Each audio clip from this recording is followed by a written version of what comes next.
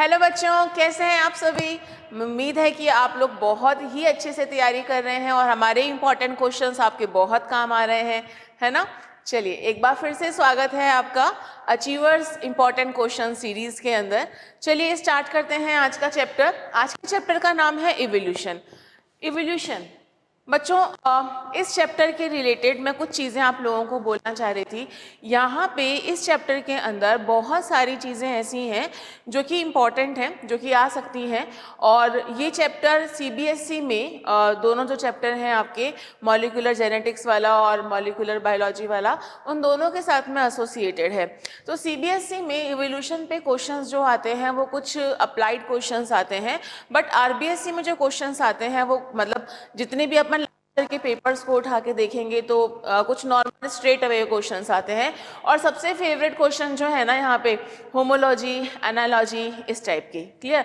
तो इस चैप्टर को बहुत अच्छे से पढ़ के जाइएगा, बहुत इंपॉर्टेंट है और स्पेशली सीबीएसई के अकॉर्डिंगली ये चैप्टर बहुत बहुत इंपॉर्टेंट है। तो चलिए स्टार्ट करते हैं क्वेश्चन नंबर 1 से। State to postulate of Operan and Haldan theory with reference of origin of life। ठीक है, इन्होंने, अगर हम लोग बात करें, जो ये ऑपरेन एंड हेल्डन थे, इन्होंने कुछ चीज़ें प्रपोज करी थी और वो जो कुछ चीज़ें थे, कुछ पॉस्टुलेट्स बताए थे। आप लोगों को मालूम है ना कि पॉस्टुलेट्स क्या होते हैं, याद करो, डाल्टन पॉस्टुलेट। एग्जैक्टली, साइंटिस्ट अपने किसी भी रिसर्च के बारे में अगर कुछ बता रहा है, कुछ पॉइंट्स बता रहा है कि किस तरह से ये चीज़ें हुई हैं, तो उनको हम पॉस्टुलेट्स बोलते हैं। क्लियर। तो यहाँ पे ओपरेन एंड हेल्डन ने यहाँ पे कुछ बेसिकली कुछ थ्योरीज प्रपोज की थी। उन्होंने ये बोला था, the first form of life come from pre-existing non-living organic molecule and the condition on the earth favoring chemical evolution with evolution were high temperature, volcanic storms and reducing atmosphere। ठीक है, उन्होंने ये कहा, देखो कुछ साइंटिस्ट लोग थे, उन्होंने ये बोला कि भाई ऐसा है कि जो इवोल्यूशन हुआ है, अलग अलग थ्योरीज आई हैं सबकी। किसी ने ये कहा कि भाई स्पॉन्टेनियस जनरेशन हो गया, अचानक से जनरेशन हो गया। किसी ने ये बोला कि भाई कुछ एलियंस आए थे, उनके स्पोर्स गिर गए, है ना। अजीब अजीब सी बहुत अजीब अजीब सी थ्योरीज थी, लेकिन हाँ एक सेंसेबल बात इन्होंने की थी, ऑपरेन हेल्डन ने। इन्होंने फोकस किया था कि भाई ऐसा है कि उस टाइम पे हुआ क्या कि जो कंडीशंस थी अर्थ की, अर्थ सन से अलग हुई।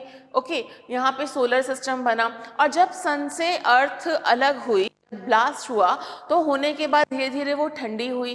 ठंडी होने के बाद में यहाँ पे जो टेम्परेचर था, ये टेम्परेचर बहुत हाई टेम्परेचर था। टेम्परेचर हाई होने के साथ साथ यहाँ पे वॉल्केनिक स्ट्रोम्स भी बहुत थे। क्लियर। और उस टाइम पे जो गैसेस थी उनका एक कॉम्बिनेशन हुआ था और उसी कॉम्बिनेशन के होने की वजह से लाइफ फॉर्म स्टार्ट हुई हैं। क्लियर।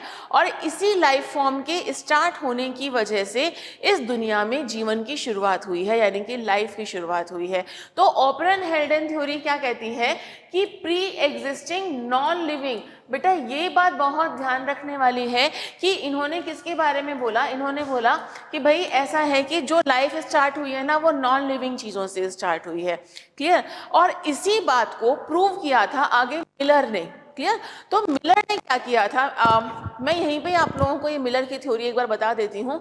मिलर ने एक कॉनिकल फ्लास्क लाइक स्ट्रक्चर ली, उसमें वो सारी कंडीशंस उन्होंने प्रोवाइड करी जो प्रिमिटिव अर्थ में थी, यानी कि जब अर्थ का ओरिजिन हुआ था तो जो टेम्परेचर था, क्योंकि टेम्परेचर दिन में तो बहुत हाई रहेगा, रात के अंदर टेम्परेचर कम हो जाएगा। क्लियर।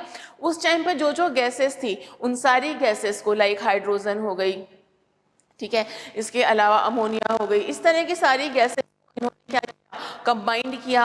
और कंबाइंड करने के बाद में इन्होंने टेम्परेचर को फ्लक्चुएट किया और उन्होंने कुछ टाइम बाद में देखा कि भाई जो मैं एक्सपेरिमेंट कर रहा हूँ उनको न्यूक्लियोटाइड के टुकड़े मिले, उन्हें पर्टिकुलरली कुछ यहाँ पे अमीनो एसिड्स बनते हुए नजर आए और उन्होंने भी इसी बात का समर्थन किया, ओपरेन हेल्डन थ्योरी का। ये प्रूफ था मिलर का एक्सपेरिमेंट ओपरेन हेल्डन के लिए कि भाई जो भी वो कह रहे हैं वो बिल्कुल सही है। कैसे सही है, क्योंकि उन्होंने वो कंडीशंस प्रोवाइड कराई।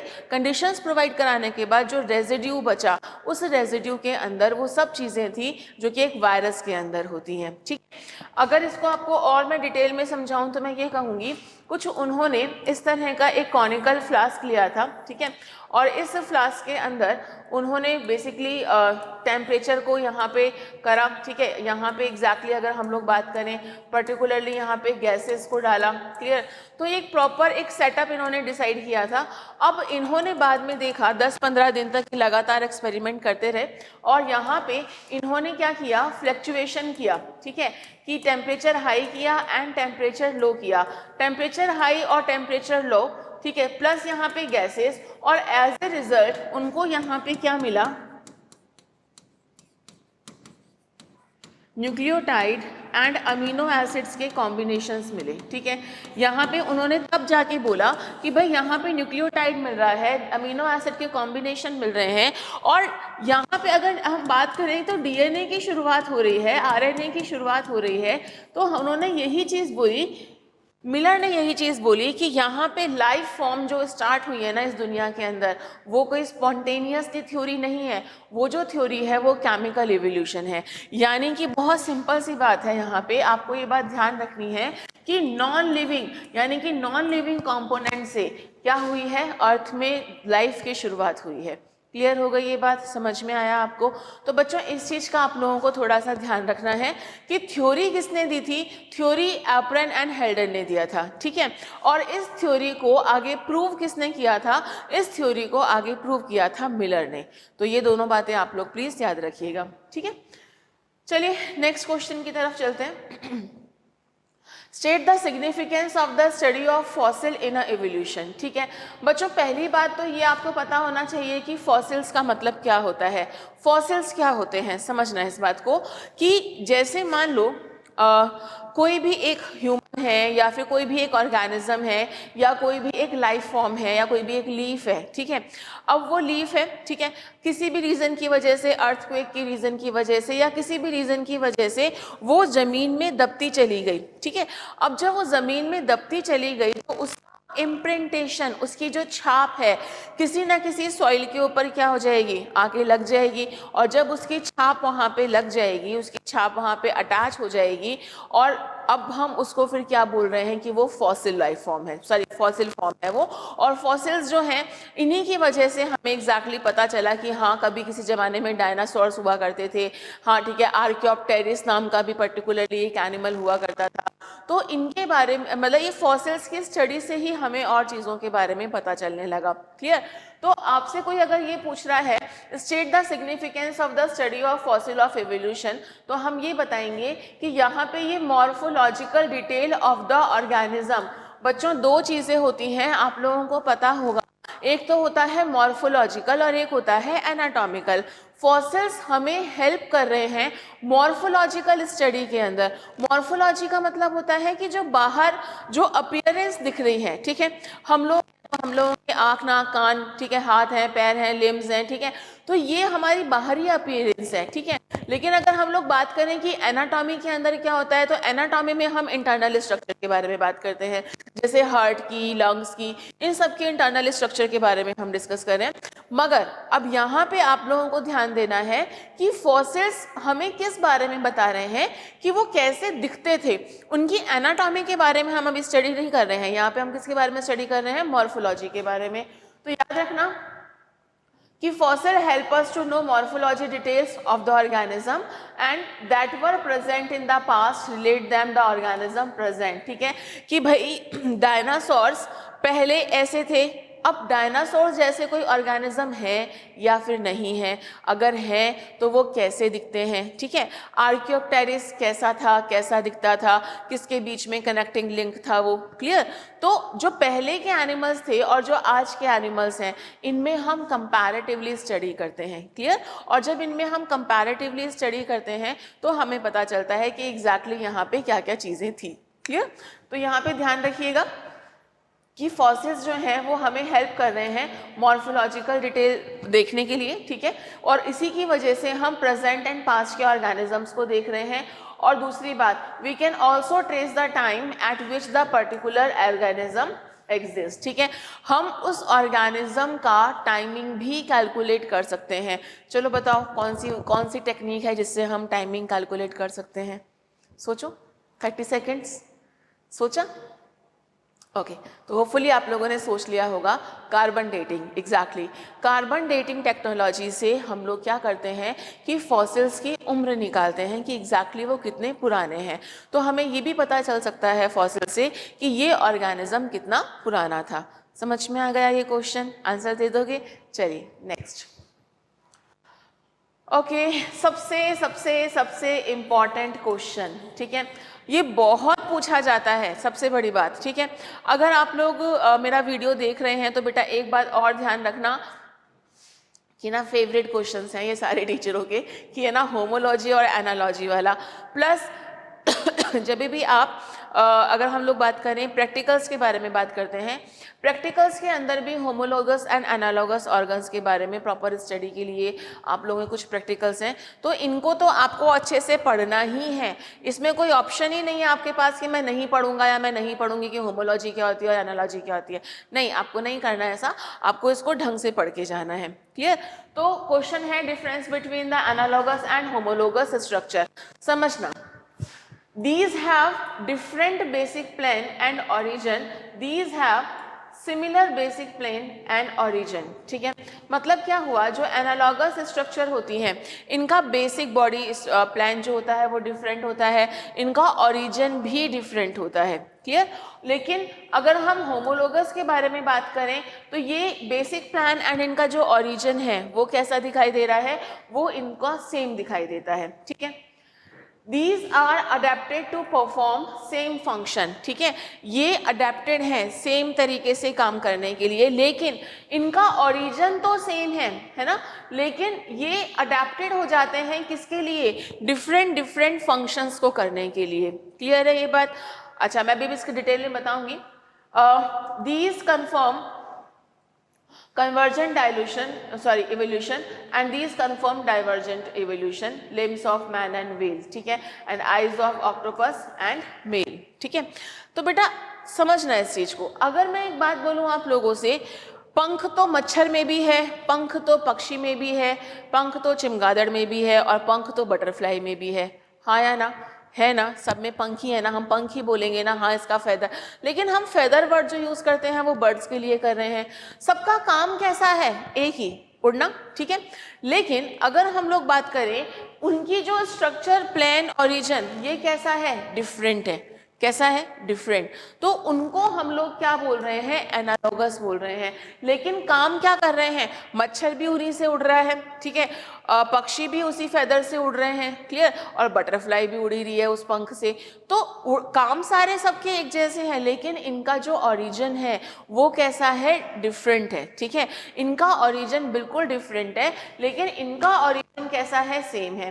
ठीक है, जैसे अगर हम लोग बात करें यहाँ पे limbs of man and whale, whale के जो लिम्स होते हैं, हमारे जो हाथ होते हैं, ठीक है, इसके अलावा जितने भी ये एनिमल्स हैं, हम लोग सीधे हो गए, स्ट्रेट हो गए, हमारे हाथ अब चलने के काम में नहीं आते। लेकिन अगर मैं बात करूं कि मंकीज अपन में और चिंपांजीज अपन में, तो उनके हाथ मूवमेंट करने के काम भी आ रहे हैं ना, तो इनका ओरिजिन सेम है, सब कुछ सेम है। समझ में आ रही है बात? ऐसे ही यहाँ पे अगर हम लोग बात करें व्हेल, व्हेल क्या जमीन पे रहती है? नहीं ना, कहाँ रहती है? पानी के अंदर रहती है ना, लेकिन उसका काम क्या है? तैरना। हमारा काम क्या है? हमारे हाथ जो हैं वो अलग अलग काम कर रहे हैं। तो बेटा यहाँ पे ओरिजिन एक है, ओके, यहाँ पे ओरिजिन एक है, बेसिक प्लेन एक है, लेकिन इनका फंक्शन कैसा हो जाएगा? इनका फंक्शन डिफरेंट हो जाएगा। और फंक्शन के डिफरेंट होने की वजह से ही, आई रिपीट, फंक्शन के डिफरेंट होने की वजह से ही इनको हम क्या बोल रहे हैं? होमोलोगस, होमोलॉजी, एक जैसे, जिनका ओरिजिन एक जैसा हो।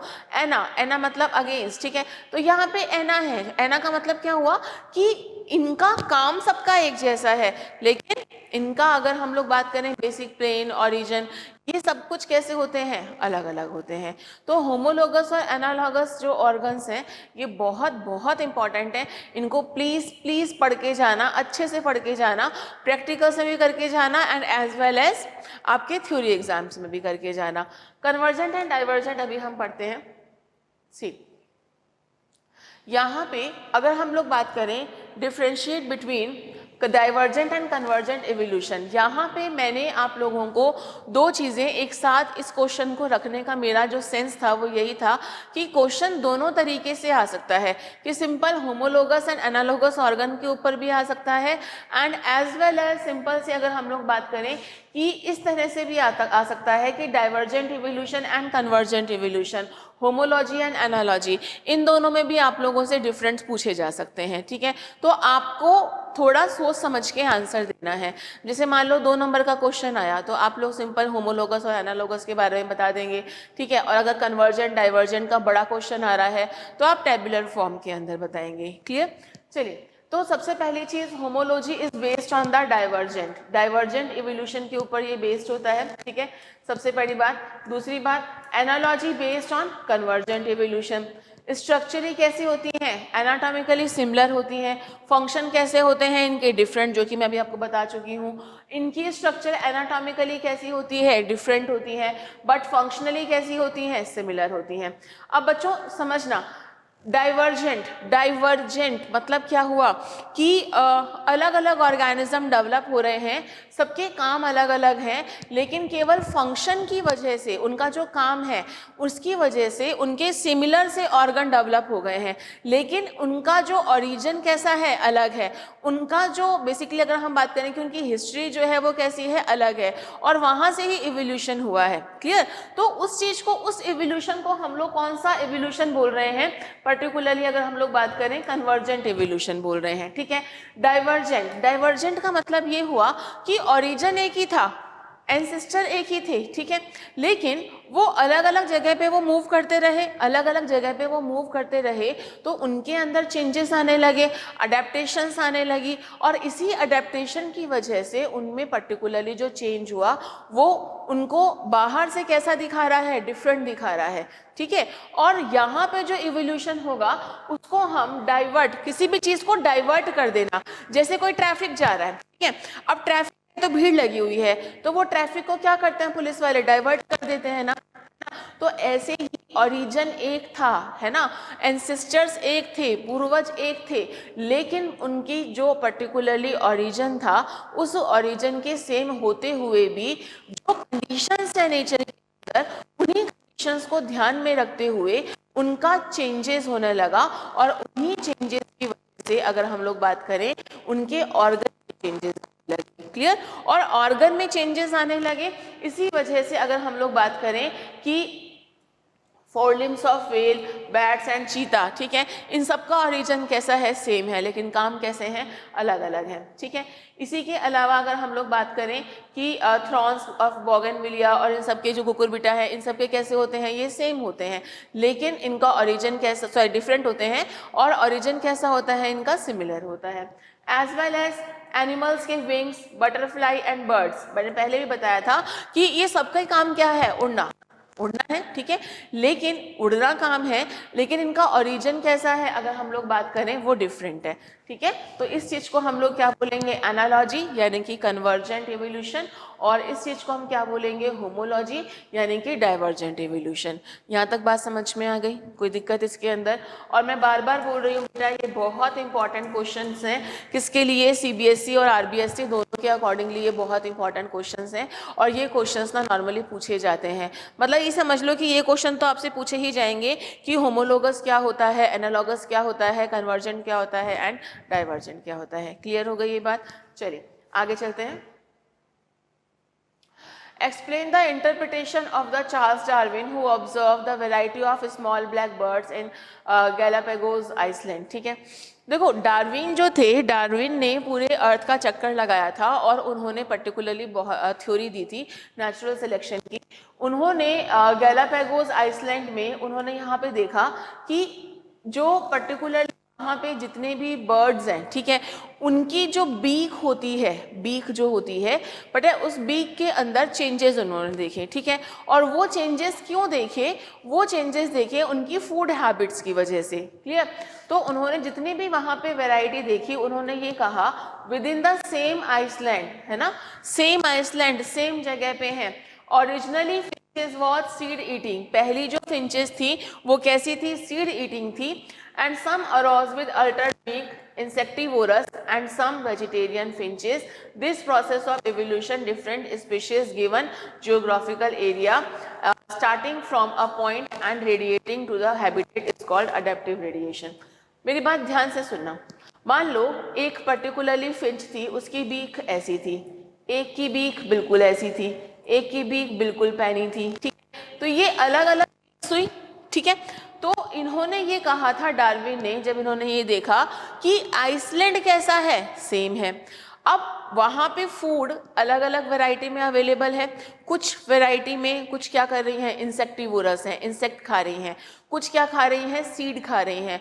कुछ पर्टिकुलरली कुछ और चीज़ खा रही हैं. तो जो भी वो चीज़ें खा रही हैं उन्हीं के अकॉर्डिंगली उनकी बीक का डेवलपमेंट हो गया. समझ रहे हो इस बात को. जहाँ पे उन्होंने अपनी हीटिंग हैबिट चेंज करी है, उसी के अकॉर्डिंगली उस फिंचेस के बीक के अंदर क्या आने लग गए, चेंज आने लग गए. और ऐसी बात नहीं है कि वो अलग अलग जगहों पे है, वो एक सेम आइसलैंड के ऊपर है. ठीक है, और अगर सेम आइसलैंड के ऊपर एक ही फिंच के अंदर उन्होंने इस तरह के वेरिएशंस देखे, तो उन्होंने बहुत सिंपल सी बात कही. उन्होंने ये कहा कि this is the process of evolution of different species. यही है कि जिसकी वजह से अलग अलग स्पीशीज का बनना शुरू होता है. और सबसे बड़ी बात किसमें, एक पर्टिकुलरली जियोग्राफिकल एरिया के अंदर. हम अलग की बात नहीं कर रहे. उन्होंने कहाँ पे किया था, उन्होंने गैलापागोस पर्टिकुलरली आइसलैंड के अंदर वो गए थे और उन्होंने देखा कि एक ही आइसलैंड के अंदर अलग अलग तरह की चीजें बनी हैं. और यही होती है जहाँ पे डिफ्रेंसिएशन होता है, जहाँ पे अलग अलग स्पीशीज का जनरेशन होता है, जहाँ पे उनके अंदर चेंजेस आते हैं. और इसी वजह से क्या होता है, अडेप्टेशन होता है. और इसी चीज को उन्होंने क्या बोला, अडेप्टिव रेडिएशन. क्या बोला इन्होंने, अडेप्टिव रेडिएशन. अगर तुमसे कोई ये पूछता है कि भैया हमें तो ये बताओ कि what do you mean by the adaptive radiation, कि अडेप्टिव रेडिएशन क्या चीज़ होती है, तो तुम सिंपल सी एक बात कहोगे यहाँ पे कि ऐसी बात है कि जो अडेप्टिव, यानी कि सुनो, मैं मान लो वेजिटेरियन हूँ, मैं नहीं खा सकती, मुझे दर्द होता है पेट में किसी भी नॉनवेज आइटम को खाने से. लेकिन मुझे अगर किसी ऐसी जगह पे रहना पड़े कि मुझे सरवाइव करने के लिए वो खाना ही पड़ेगा, तो मैं उस कंडीशन के लिए अडेप्ट होंगी या नहीं. नेचुरल सी बात है कि उस कंडीशन के लिए अगर जिंदा रहना है तो अडेप्ट होना ही पड़ेगा. तो मेरे अंदर डेफिनेटली बात है वो चेंजेस डेवलप होंगे. तो यही चीज़ डार्विन ने समझाई. अब मैं इसको सम अप कर रही हूँ इस क्वेश्चन को, ध्यान से सुनना इस बात को बेटा, कि एक आइसलैंड, उसमें फिंचेस हैं, उन्होंने अलग अलग टाइप की फिंचेस देखी. ठीक है, अब ये जो फिंचेस हैं, किसी की बीक चौड़ी है, किसी की बीक पतली है, किसी की बीक मीडियम साइज की है. तो ओरिजिनली सारी की सारी फिंचेस कैसी थी, they are the seed eating. ठीक है, वो सीड खाती थी. सीड इतने ज़्यादा नहीं हुए तो उन्होंने इंसेक्ट्स को खाने लगी या और वेजिटेरियन स्टफ को खाने लगी. तो उनके फिंचेस में चेंजेस आए, अलग अलग टाइप की फिंचेस उनको दिखाई दी. और जब उनको अलग अलग टाइप की फिंचेस दिखाई दी तो उसी के अकॉर्डिंगली यहाँ पे उन्होंने कहा कि जो चीज़ प्रेजेंट है उसको खाने के लिए उन्होंने अपने अंदर चेंज किया है. और चेंज को हम क्या बोलते हैं, अडेप्टेशन बोलते हैं. So this is called adaptive. तो इस चीज को हम क्या बोल रहे हैं, अडेप्टिव रेडिएशन बोल रहे हैं. समझ में आई? ओके, ज्यादा हो गया क्या, चलो कोई बात नहीं.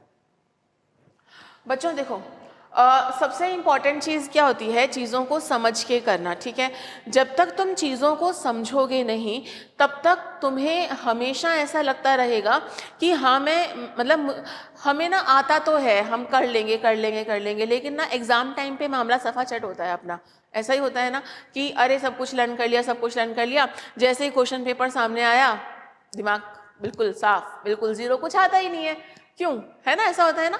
तो सबसे पहली चीज़ है अपने लिए ईमानदार होने का मतलब जो मैं आप लोगों को कहती हूँ ना, वो ये है कि first of all you have to read and write. ठीक है, आपको पढ़ना पड़ेगा, पढ़ने के साथ साथ आपको उस चीज़ को लिखना भी पड़ेगा, और सबसे इम्पॉर्टेंट चीज़ समझना भी पड़ेगा. जब ये तीनों चीज़ें जो हैं एक साथ कंबाइन होगी, उसका रिजल्ट केवल एक है, सक्सेस. क्लियर? चलिए स्टार्ट करते हैं नेक्स्ट. उसके अंदर what is fitness of an individual according to Darwin. ठीक है, डार्विन ने एक चीज कही थी, डार्विन की थ्योरी ये कहती है सर्वाइवल ऑफ द फिटेस्ट। इस दुनिया में केवल वही अपने आप को मेंटेन करके रखेगा जो फिट है ना, यही चीज है। अब इतने सारे लोग हैं, सबके तो 90% नहीं आते ना, या सबके 95% भी नहीं आते, या कोई बहुत ही अच्छे से सेलेक्ट भी नहीं होते। सिर्फ प्रायोरिटीज की बात होती है। जिसने अच्छे से पढ़ लिया, जिसने अच्छे से पढ़ाई कर ली, जिसने अपनी प्रायोरिटी अपने करियर को दी, तो नेचुरल सी बात है कि वो बच्चा आगे बढ़ता जाएगा। तो it's all about of the priorities. ठीक है, तो यहाँ पे डार्विन ने क्या कहा, according to Darwin fitness of an individual is the ability of an organism reproduce successfully and leave large number of progenies under particular set selection of pressure. मतलब समझना, जैसे अभी तक हम लोग ये मानते हैं कि बहुत सारे ऑर्गेनिजम्स जो थे वो ऑर्गेनिजम्स इस दुनिया के अंदर पहले थे, अभी नहीं है, तो हम ये चीज़ बोलते हैं कि क्योंकि वो फिट नहीं थे इस दुनिया के लिए, वो फिट नहीं थे। अब वो फिट नहीं थे तो इसीलिए वो धीरे धीरे क्या होते गए, खत्म होते गए। तो डार्विन का कहने का मतलब ये था कि उनका जो रेट ऑफ रिप्रोडक्शन है वो कैसा है, बहुत कम है। ठीक है, बहुत बहुत ही कम है। और अगर रेट ऑफ रिप्रोडक्शन कम होगा तो उस पर्टिकुलरली स्पीशीज के एग्जिस्टेंस की चीज़ जो है वो भी क्या हो जाएगी, कम हो जाएगी। तो अपना एग्जिस्टेंस मेंटेन करने के लिए, अपनी चीज़ें बनाने के लिए, अपनी चीज़ों को मेंटेन करने के लिए यहाँ पे क्या ज़रूरी है, यहाँ पे रिप्रोडक्शन ज़रूरी है। तो जो भी प्रोजेनी अपने आप को पर्टिकुलरली रिप्रोड्यूस कर रही है वो इस दुनिया के अंदर क्या करेगी, सर्वाइव करेगी। अब टाइगर, हम बोलते हैं टाइगर बचाओ टाइगर बचाओ, क्यों? क्योंकि टाइगर का रेट ऑफ रिप्रोडक्शन रेट जो है वो कैसा है, बहुत कम है। ठीक है, तो वो नहीं फिट हो पा रहा है इसलिए इस दुनिया में, और फिर दूसरी उसकी हंटिंग भी बहुत ज़्यादा हो रही है, तो that is the main reason. Clear? तो यहाँ पे बच्चों एक बात ध्यान रखना, डार्विन ने यही चीज कहा कि fitness of an individual is the ability of an organism to reproduce successfully. Clear? Next, ये नेम्स आप लोगों को याद करके चलने ही चलने हैं। ठीक है, अगर हम लोग बात करें, right the name of following A 15 billion year ago primates that were ape like and second primate that lived east African grassland. तो ये ड्रैप्थिकस एंड ऑस्ट्रेलियोप्थिकस। ठीक है, इन दोनों के नेम्स आप याद करके जाइएगा क्योंकि ये नेम्स कई बार पूछे गए हैं आप लोगों के एग्जाम्स के अंदर। ठीक है, नेक्स्ट, व्हाट इज सैलिटेशन? एग्जैक्टली, बहुत ही इंपॉर्टेंट क्वेश्चन कि सैलिटेशन क्या था और ह्यूगो डे वेरीज ने क्या कहा था। ठीक है, सैलिटेशन, सैलिटेशन का मतलब क्या है? Mutation theory of Hugo de Vries state that evolution occur due to the single step mutation occurring in the population, it is called saltation. मतलब बहुत सिंपल सी चीज़ है, आपसे कोई ये पूछे कि म्यूटेशन क्या होता है तो आप ये बोलेंगे all of sudden change in the DNA is known as a mutation. DNA के अंदर अचानक से कोई अगर चेंज आ जाता है, दिक्कत हो जाती है, कोई प्रॉब्लम हो जाती है, चाहे वो रेप्लिकेशन के अंदर हो, चाहे वो किसी म्यूटाजन मतलब होता है the substance that may cause mutation known as a mutagens. ठीक है, तो चाहे वो म्यूटाजेंस की वजह से हो या फिर वो किसी भी रेडिएशंस की वजह से हो, यूवी लाइट वगैरह से या किसी भी आयनाइजिंग लाइट वगैरह से, इनसे हो, तो म्यूटेशन हो गया। अब म्यूटेशन हुआ तो ही उनके अंदर चेंज आएगा। अरे भाई सिंपल सी बात है कि मान लो कोई भी एक सेल है, ठीक है, इस सेल से पर्टिकुलरली आगे जाके कोई एक ऑर्गेनिज्म बना था। ठीक है, अब इस ऑर्गेनिज्म के डीएनए के अंदर क्या हो गया, इस ऑर्गेनिज्म के डीएनए के अंदर चेंज हो गया। अब इसकी जो प्रोजेनी है, अब जो इसकी प्रोजेनी है, ये प्रोजेनी चेंज होगी या नहीं? डेफिनेट सी बात है कि वो चेंज होगी, क्योंकि म्यूटेशन सीधे सीधे कहाँ पे असर कर रहा है, डीएनए के ऊपर। और डीएनए का मतलब क्या हुआ कि उस पर्टिकुलरली पॉइंट पे एक्सप्रेशंस क्या हो जाएंगे, चेंज हो जाएंगे। तो ह्यूगो डे वेरीज सिर्फ इतनी सी बात बोलते हैं कि भैया ऐसा है कि भाई बहुत सारी स्पीशीज है और इन बहुत सारी स्पीशीज में किसी एक आध के म्यूटेशन हो गया और उसी म्यूटेशन की वजह से क्या हुआ है, नई स्पीशीज का फॉर्मेशन हुआ है, यानी कि स्पेसिएशन हुआ है। यही बात वो बोल रहे हैं और हम सैलिटेशन बोल रहे हैं। तो ये शब्द आप प्लीज याद करके जाइएगा कि सैलिटेशन का मतलब क्या होता है, क्लियर। तो यहाँ पे एक हार्डे वाइंडिंग प्रिंसिपल था जो अभी आगे हम पढ़ने वाले हैं, तो उसकी थ्योरी को मतलब चैलेंज किसने किया था, इन ह्यूगो डे वेरीज ने किया था, और इन्होंने बताया था कि एग्जैक्टली म्यूटेशन क्या होता है, क्लियर। तो ये बात आप थोड़ा सा ध्यान रखना है इसके अंदर। जैसे एक बात बताओ, मंकीज हैं, चिंपांजीज हैं, एप्स हैं, हम लोग हैं, तो बेसिक तो हम सब प्राइमेट्स ही है ना, लेकिन उनके अंदर कोई चेंज आया होगा डीएनए के अंदर, तो हमारा इवोल्यूशन हुआ। आप लोगों ने इवोल्यूशन ऑफ मैन पढ़ा है, तो हम लोगों के अंदर धीरे धीरे चेंजेस आते गए, चाहे वो एनवायरनमेंट के अकॉर्डिंगली हो, चाहे वो डीएनए के अकॉर्डिंगली हो, चेंजेस आए, तभी आज हम जैसे इंसान जो हैं वो क्या हो पाए हैं, बन पाए हैं, क्लियर। क्लियर है ये बात, समझ में आई इस चीज़ को। चलिए बच्चे, इवोल्यूशन, हाँ आई नो थोड़ा सा बोरिंग लगता है, इतना इंटरेस्टिंग नहीं लगता है, मगर पढ़ना तो अपन को सब कुछ ही है, सब कुछ अपन को पढ़ के जाना है, क्लियर। चलिए स्टार्ट करते हैं next. How would the gene flow of genetic drift affect the population in which either them happen in a take place? ठीक है, gene flow, genetic drift take place in a population. The effect would be gene flow migration due to the migration new genes allele added to population lost from the old population. भैया एक छोटी सी बात जहाँ पे आप लोगों को समझ में आनी चाहिए, या फिर अगर कि देखो एक छोटी सी बात, एक मान लो एक ग्रैंडफादर है, ठीक है, एक फादर है, एक सन है और एक ग्रैंडसन है, ठीक है।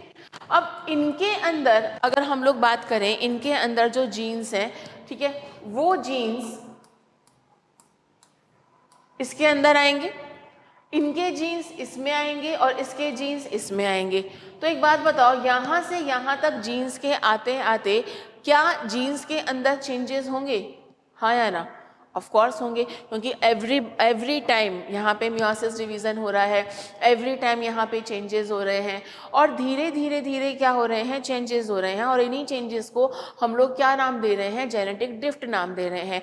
यानी कि जो एलील, जो प्रोजेनी पहले थी, वो प्रोजेनी अब यहाँ पे नहीं होगी।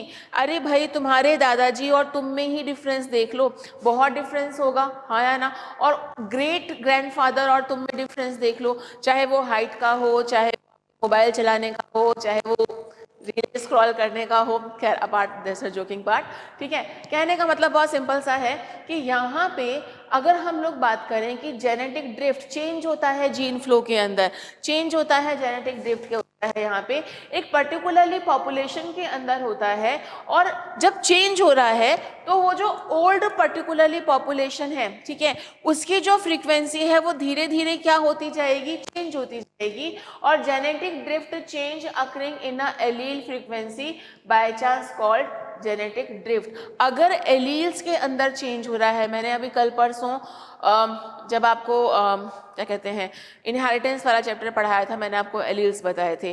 तो एलील्स के अंदर जब भी यहाँ पे चेंजेस हो रहे हैं, तो नेचुरल सी बात है कि जो पॉपुलेशन है उसमें भी चेंजेस आएंगे, और इसी चेंज को हम लोग क्या बोलते हैं, जेनेटिक ड्रिफ्ट बोलते हैं। और अगर जेनेटिक ड्रिफ्ट हुआ तो यहाँ पे क्या बनेगी, एक नई पॉपुलेशन बनेगी, ठीक है, और इसी चीज़ को, नई स्पीशीज का फॉर्मेशन होगा, और इसी चीज़ को हम लोग क्या बोलते हैं, फाउंडर इफेक्ट बोलते हैं।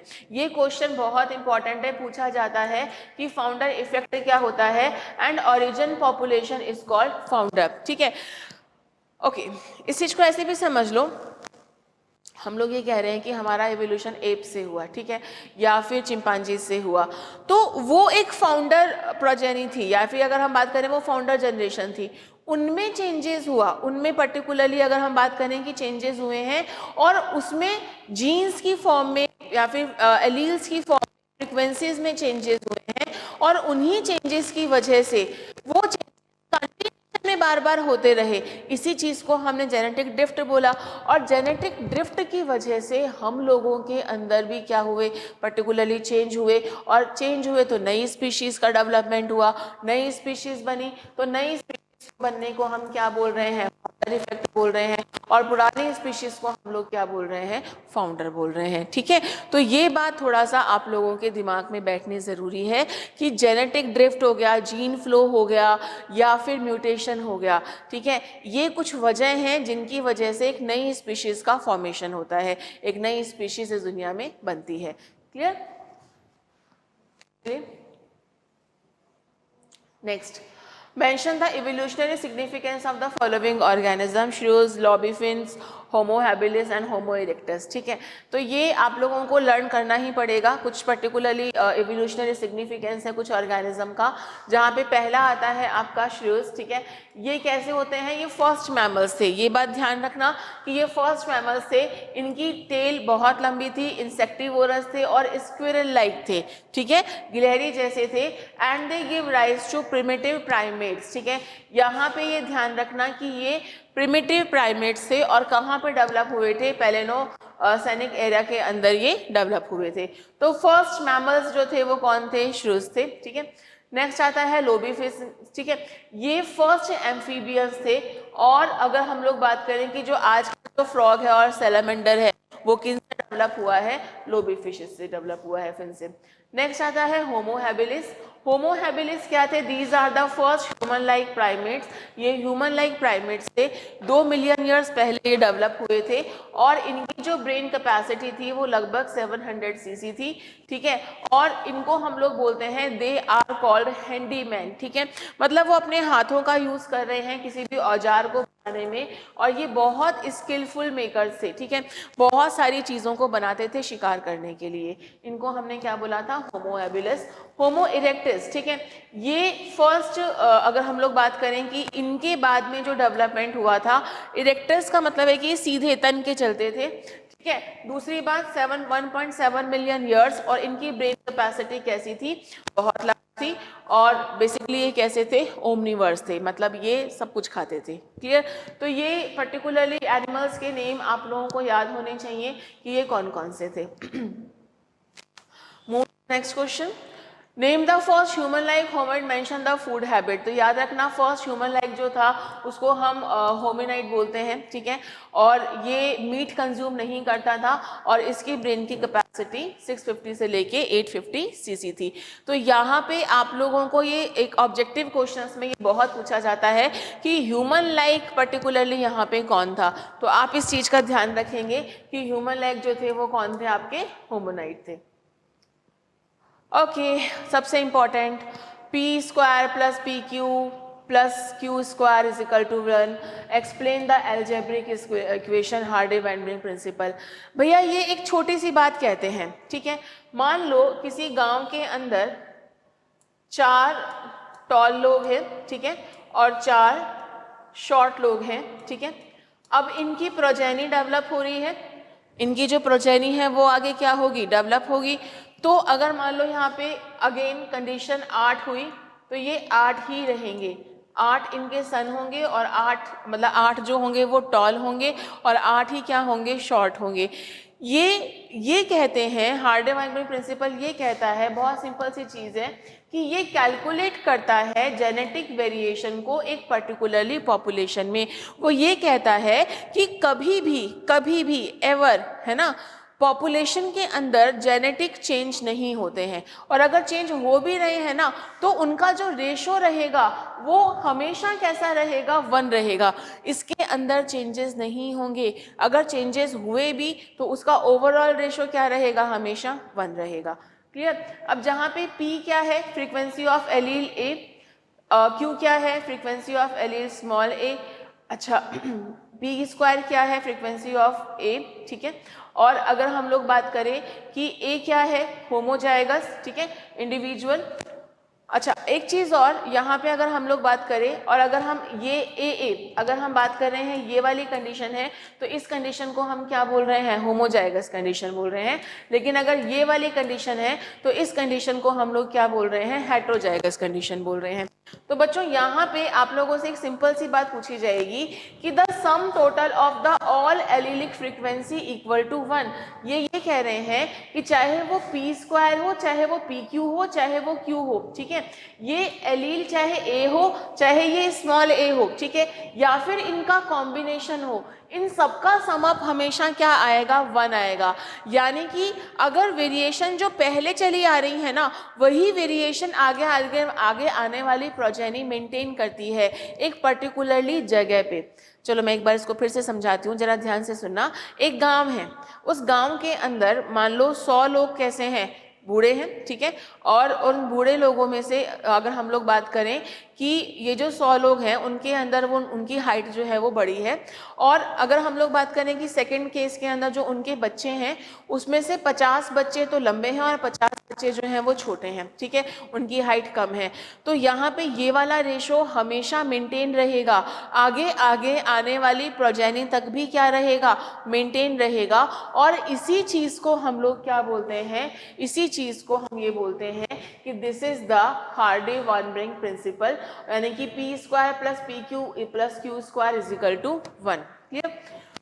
इन्होंने यही कहा कि the sum of total allelic frequency, जो पर्टिकुलरली जितनी भी एलिलिक फ्रीक्वेंसी है उनका जो सम है पी एंड क्यू, ये जो है ये हमेशा जीनोटाइप कैसा रहेगा, सेम रहेगा। और अगर हम इस प्रिंसिपल को यूज करते हैं, हम डिफरेंट फ्रीक्वेंसीज को देखते हैं, तो ये हमेशा कैसा रहता है, अलग अलग ये पर्टिकुलरली ये चीज देख रहा है कि इवोल्यूशनरी चेंजेस हो रहे हैं। क्या हो रहे हैं, इवोल्यूशनरी चेंजेस हो रहे हैं, लेकिन उन इवोल्यूशनरी चेंजेस का जो सम रहेगा वो सम हमेशा एक ही रहेगा, इज इक्वल टू 1। बस इतनी सी बात है।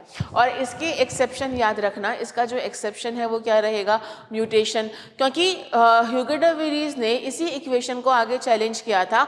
उन्होंने ये कहा था कि भाई किसी पॉपुलेशन में जितना भी ओवरऑल सम रहेगा वो हमेशा 1 रहेगा, वेरिएशन कभी भी आगे और बढ़ेंगे नहीं। जो इक्वल अमाउंट ऑफ वेरिएशन है, अगर मान लो ये है, ये कंडीशन है, ठीक है, प्लस ये कंडीशन है और प्लस ये कंडीशन है, तो ये वाली कंडीशन हमेशा किसके बराबर रहेगी, 1 के बराबर ही रहेगी, ये कभी भी चेंज नहीं होगी, ठीक है, ऐसा उन्होंने कहा था। और इसी चीज को आगे किसने मना किया था, इन्होंने, ह्यूगो डे वेरीज ने इन्होंने मना किया था। क्लियर कि ऐसा नहीं होता, म्यूटेशन होती है या जेनेटिक ड्रिफ्ट होता है या जीन फ्लो होता है, जिसकी वजह से वेरिएशन आती है और पॉपुलेशन के अंदर चेंजेस होते हैं।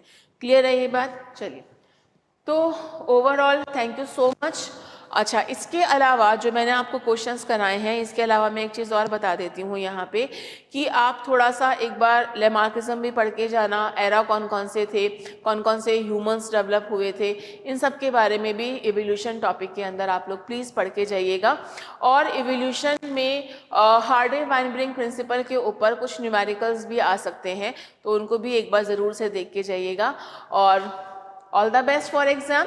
और गरिमा नरूला एक बार फिर से आपको बहुत बहुत शुभकामनाएं देती हैं, बहुत शुभकामनाएं देती हैं, और आप अच्छे से तैयारी करें, ठीक है। मिलते हैं अपने नेक्स्ट चैप्टर के साथ में। Thank you so much for watching.